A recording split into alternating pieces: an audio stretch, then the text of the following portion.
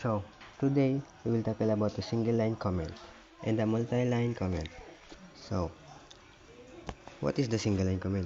Single line comment starts with a hashtag symbol. So, hashtag symbol. Example, we will comment about this one. So, let's try this.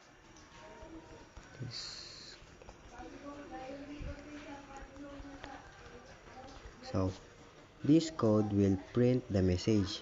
So, what the message we will print? So, let's try this.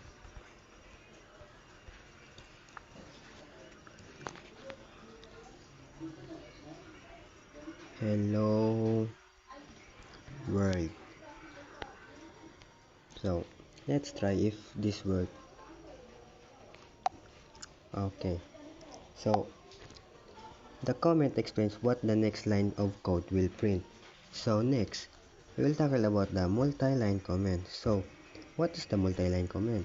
Multi-line comment it starts with triple double quote. So, example this 1, 2, 3. So, multi-line comments can use for explanation that takes more than one line. So, more than one line.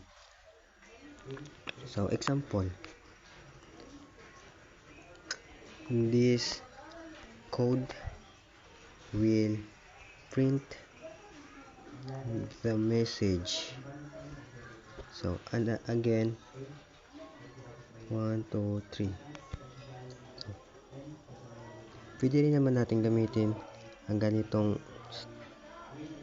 format sa multi-line comment. So, this, pwede natin yung gamitin. So, what we will print? Again, gagawin na ulit natin yung kanina. Ngayon sa single line comment. So, print double quote hello world.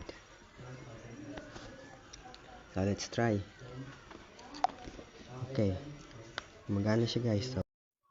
So again, the multi-line comments is for long comment that takes more than one line. And the single line comment for only one or short comment explanation.